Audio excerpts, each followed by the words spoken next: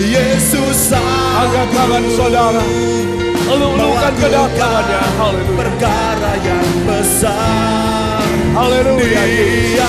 Angkat tangan saudara, eluk-elukan kedatangannya. Haleluya. Memulihkan yang terluka, menyembuhkan yang menderita. Dia sanggup memulihkan. Sekali lagi, Dia sanggup. Yesus sanggup melakukan perkara yang besar.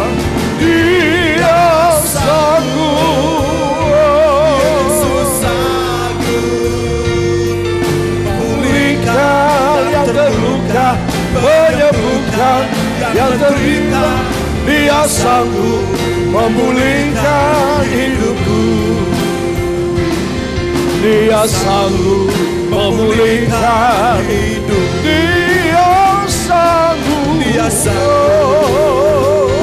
Dia sanggup. Yesus sanggup. Dia sanggup.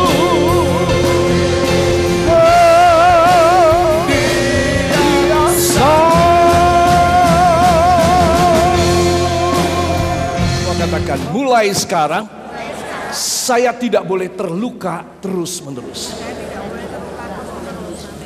Di bidang medis kedokteran, saudara, kalau seseorang mengalami luka terus-menerus berkepanjangan, maka dia selain infeksi, maka seluruh tubuhnya, saudara, akan terganggu proses regenerasi daripada sel-selnya. Sehingga apa yang terjadi? Yang terjadi adalah dia akan cepat menua, rentan terhadap virus dan bakteri. Orang lain kena 7 kali lipat jumlah bakterinya, tidak apa-apa. Dia begitu saja sudah kena. Saudara, kenapa? Karena dia mengalami terus-menerus luka yang tidak sembuh. Demikian juga dengan hati manusia. Alkitab mengatakan, hati ini adalah satu tempat ataupun satu objek daripada iblis untuk menghantam saya, menghantam saudara. Jadi hati ini harus dijaga. Kata dijaga karena terlalu mahal, karena sangat precious. Saudara, inilah hati. Kalau hati ini luka, apalagi dibikin cacat, saudara, maka itu berat sekali resikonya. Itu sebab Tuhan menggerakkan hati saya untuk berbicara tentang luka hati. Dan di pihak yang lain, cacat hati. Luka dan cacat tidak sama. Luka ini karena faktor eksternal, karena serangan orang, karena pukulan dari luar. Kita tidak mengira, terlukalah kita. Tetapi kalau cacat ini kita bikin sendiri, nekatnya kita, berani mati dan sembrononya saya, sehingga saya cacat hatinya. Itu sebab pagi hari ini saya akan mengajak saudara untuk membaca tema kita, 1, 2. Terlalu banyak luka dan cacat hati, inilah hari penyembuhannya. Amin. Saudara happy? Happy apa tidak? Oh saudara, sangat happy kalau ada pertolongan pada kecacatan dan pada luka-luka kita. Para kekasih, bagian yang pertama adalah luka hati.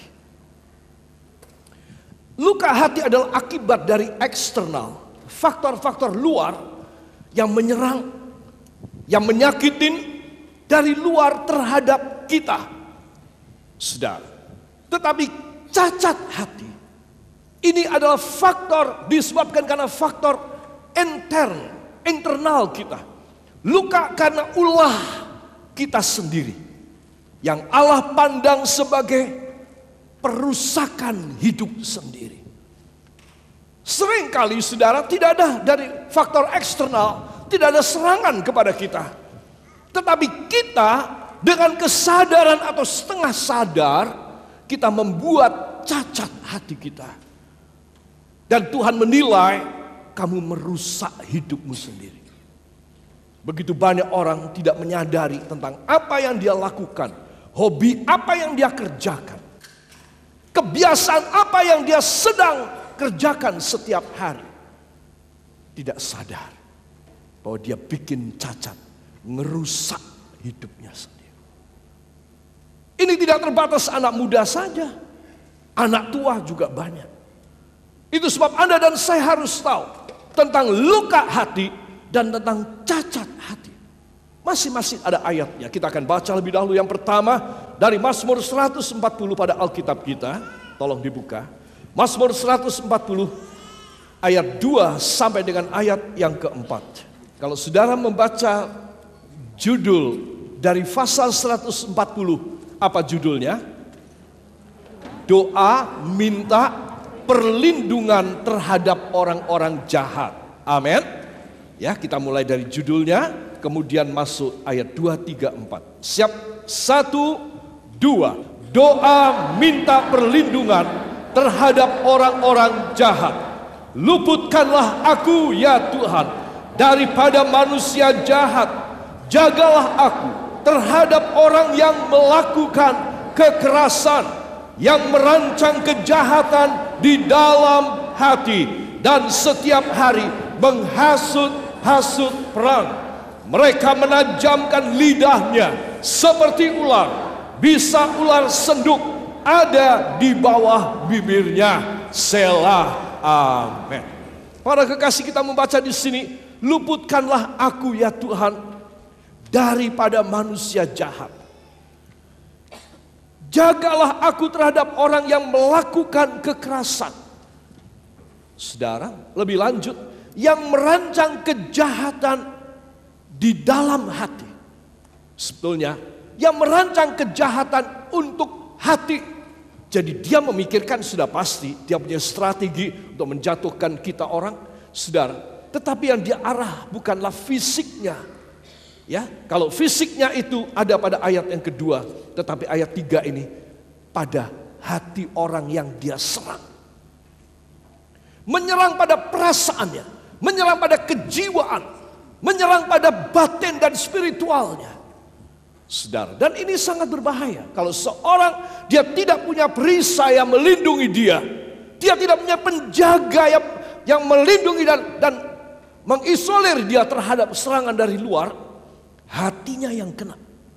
Hatinya yang kena. Karena kata menghasut perang adalah teror, traumatika pada batin orang. Itu menghasut perang, saudara. Jadi bukan perangnya, tapi menghasut perang. Apakah Anda sedang mengalaminya? Apa kita sudah pernah mengalaminya dan kita tahu benar sekali firman ini. Mengarahnya pada hatiku, bukan pada fisikku, bukan pada harta bendaku, pada hatiku. Bila saudara merasa bahwa ada sesuatu orang ataupun sesuatu kekuatan yang merancangkan kejahatan untuk menyerang hati saudara, kejiwaan saudara, maka saudara, pagi hari ini engkau dan saya harus mempunyai satu kekuatan dan perlindungan dari Tuhan Yesus. Amin. Itu sebab kalimat pertama dari ayat 2, luputkanlah aku. Saudara, jagalah aku. Saudara, jadi Tuhan akan menjaga jangan sampai terjadi lebih banyak luka hati dan luka yang sudah ditimbulkan, yang saat ini kita hanya simpan, kita diamkan. Aku tidak mau rame, aku tidak mau gegeran. Tapi Anda yang makan dalam, saudara, semua katakan hari ini, lebih keras, hari ini adalah hari penyembuhan saya. Yang percaya beri tepuk tangan yang baik bagi dia. Itu sebab luka hati ini bukan sesuatu yang simple dan main-main. Luka hati adalah sesuatu yang berat sekali akibatnya.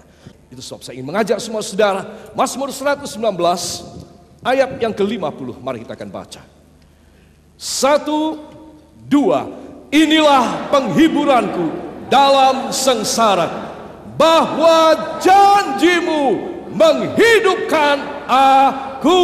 Amin. Apa yang menghidupkan kita? Janjimu Tuhan. Ini loh saudara, yang menghidupkan saudara. Jadi kalau kita mengalami serangan, terlukalah kita, being hurt in our heart, so that every time and every aspect in our life, we are being hurt, tersakiti, terlukai. Maka Anda harus memperkuat. We have to making ourselves stronger.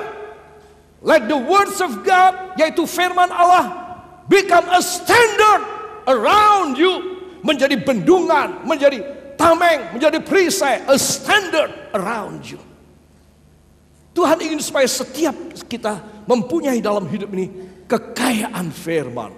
Saudara mendengar hari ini, saudara mendengar minggu kemarin, saudara mencamkan dalam diri saudara, Tuhan, untuk menolak serangan, baik perdukunan, baik paranormal, baik segala macam serangan-serangan manusia, apapun terhadap hati saya, Tuhan, saya cuma mengandalkan kepada perjanjian Tuhan.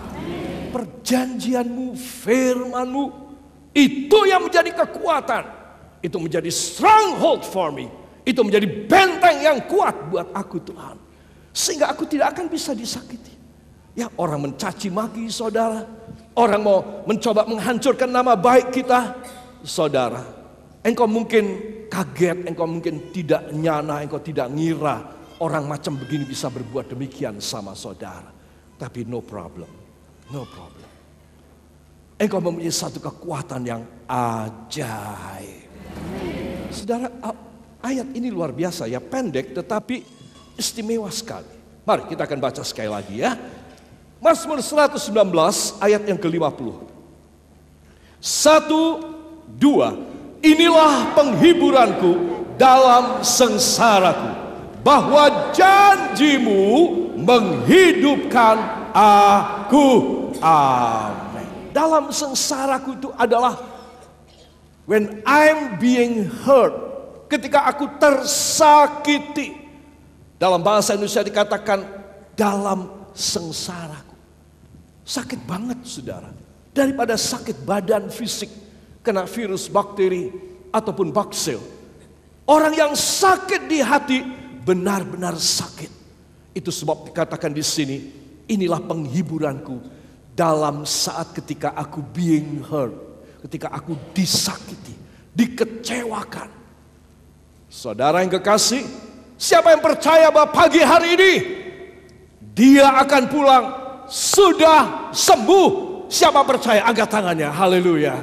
Katakan, Tuhan Yesus, saya tidak mau berlama-lama menderita penyakit ini.